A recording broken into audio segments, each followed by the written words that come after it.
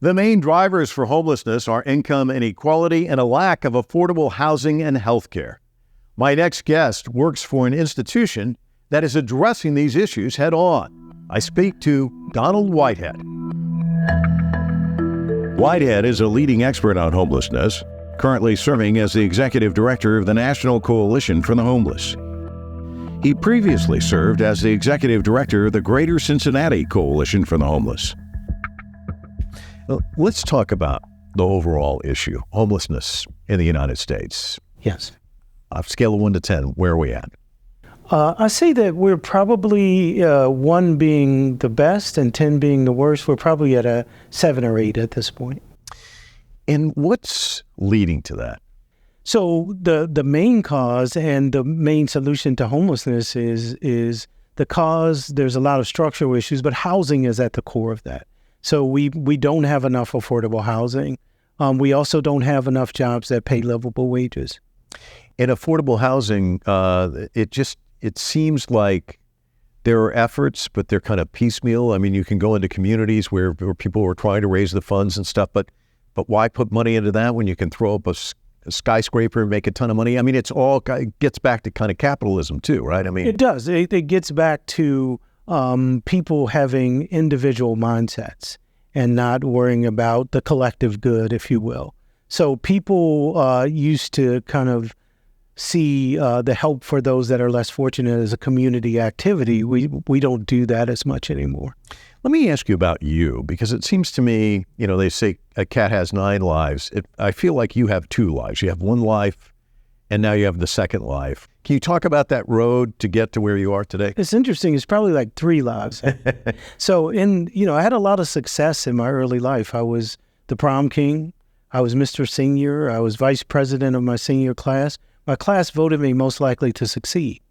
And then there was the second life, which was active addiction and troubles with all kinds of things. So I became homeless.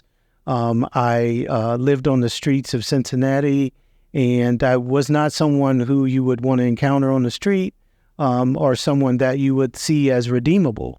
But I was able to find a program that addressed my substance abuse issues, which I inherited from my father, and I was able to gradually have some success. I actually have done some acting and won an Emmy, and I do my work with the homeless program. So kind of it's been 2 lives, and kind of if I would have, in the second life, kind of envisioned what my life would be today, I wouldn't have been able to think about kind of the things that I experience right now. It's almost, I think you described it as kind of a Jekyll and Hyde. During the day, you were one person, at night, another. Right. Were you angry? I mean, how would you describe yourself? Yeah, homelessness makes you angry. I mean, it's you get very little sleep in shelters or on the street, and so you're kind of irritated all day.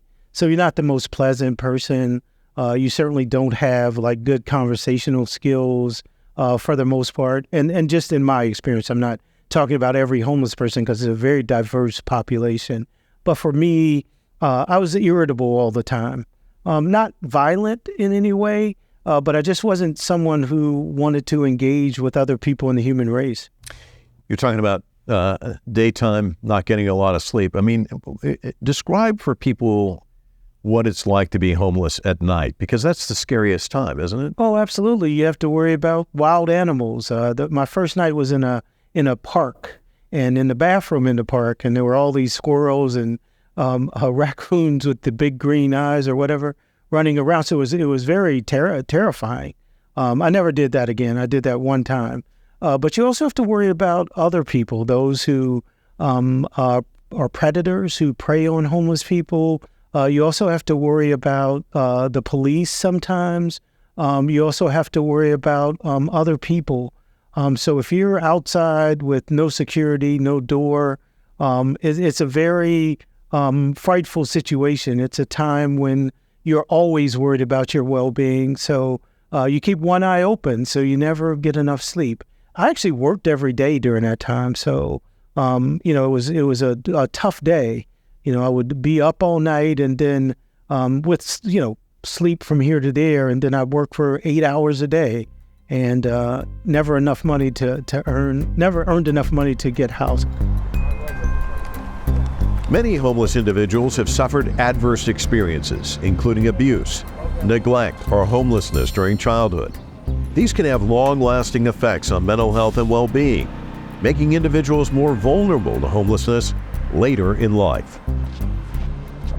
That's, I think, an indictment on where we are as a society, that you could work an 8-hour day but still not get enough money to, and that's also the cycle of poverty, right? Absolutely. That's about 40% of the homeless population.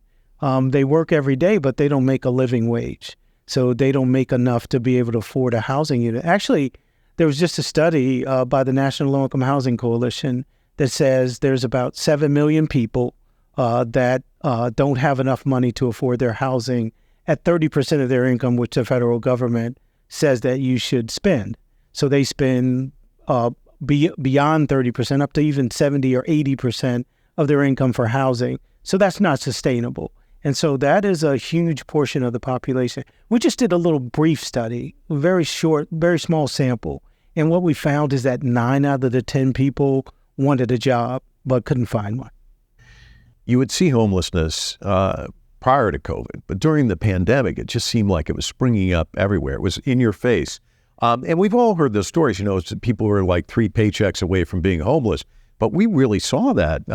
It was huge, wasn't it? Absolutely. So, especially those that are at the service sector, kind of the engine that moves our economy, but make the lowest wages.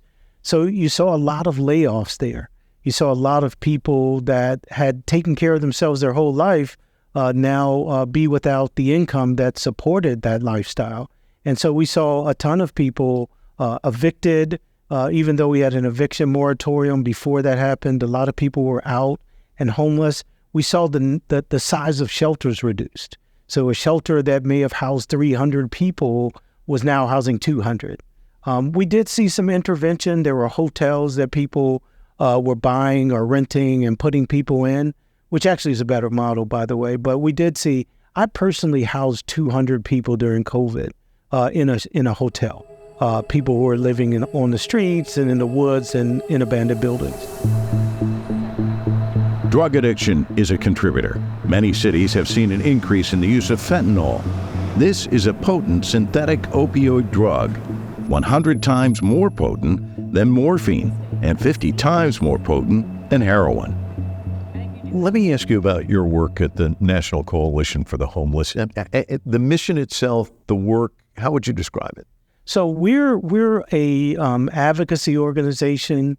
So we advocate on behalf or with people experiencing homelessness. So our first principle of practice is homeless people should be involved at all levels. I am included in that. I experienced homelessness twice, actually. And so all of our leadership, 40% of our board of directors, 80% of our staff are people with lived experience of homelessness. And so we work on the education of the general public, of our elected officials.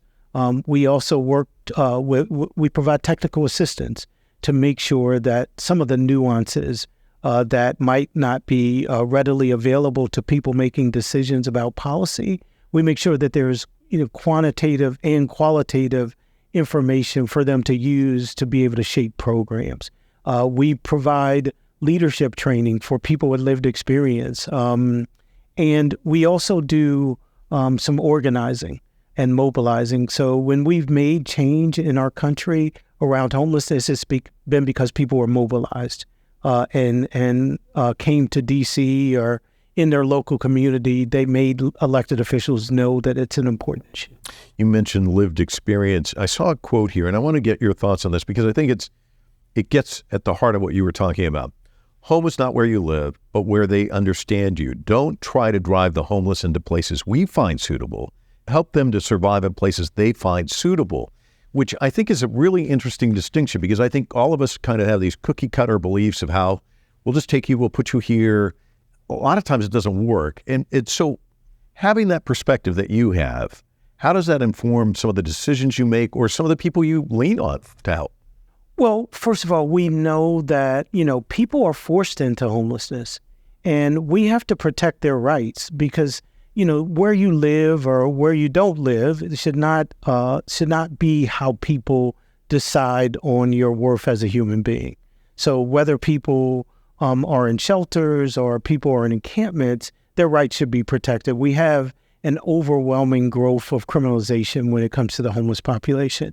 And so we believe that we need the opportunity to help them get to resolution. And we can't do that if they're being arrested and their rights are being discriminated against by both community, law enforcement, and the general public.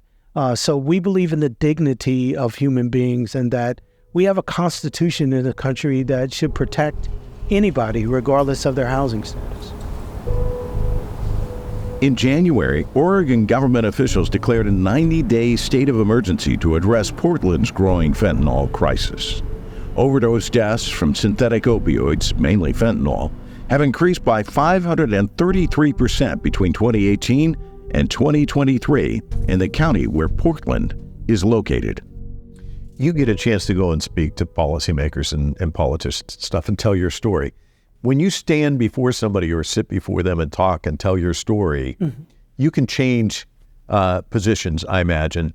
But what are some of the mindsets that you've got to kind of hammer away at on a daily basis? Well, that people want to be homeless is kind of the biggest one. That people are there because they kind of want to live free and absent of any kind of organized effort in their lifestyle. So they want to be, kind of live out on the beach is kind of a symbolism of what people think of when they think of people experiencing homelessness. And again, they think about that outdoor population. So we want to break through those stereotypes and also kind of help people understand that this is not a permanent condition, that we can reel off hundreds of names of people that are extremely successful in various disciplines that were once homeless.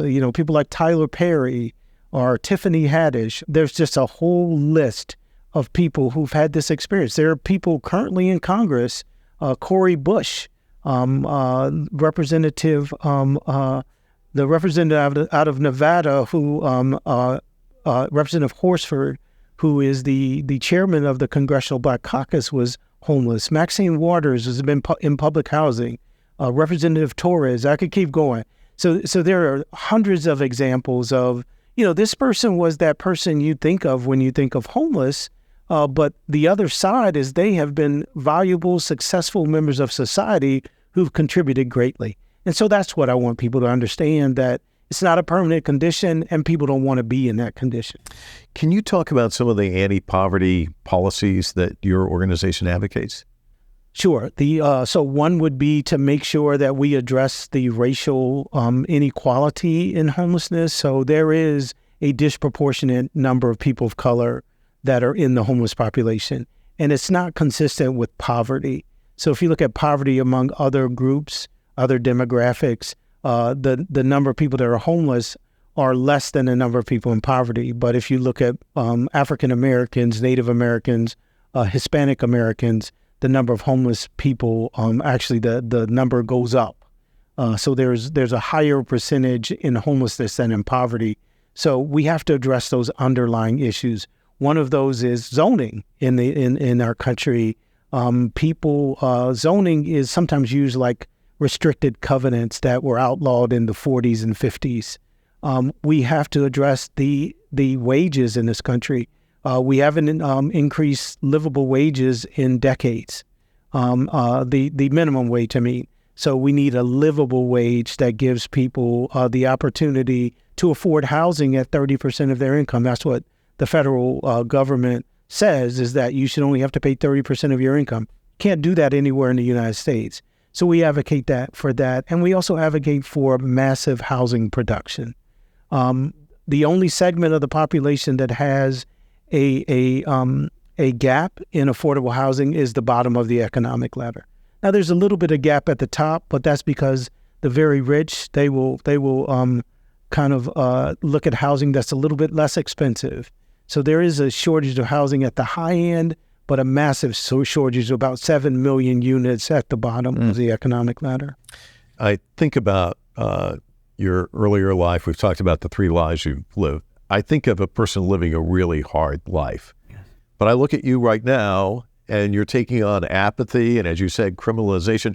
I see a guy who's living a really hard life. So what gives you joy? And it's like moving a boulder up a hill in many regards, isn't it?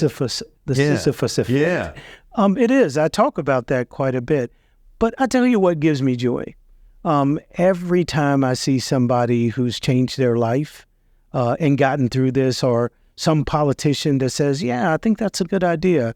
Maybe we should try this, and initiates a new program or develops an initiative that may help. Every time we win a victory in a community that prevents them from criminalizing homelessness and providing services, those things give me joy. My family gives me joy. I do some creative things that give me joy. So I try to have a good life balance where I'm doing this hard work, because it is extremely hard. And the Sisyphus effect, rolling the boulder up the hill and seeing it come down, is a daily activity.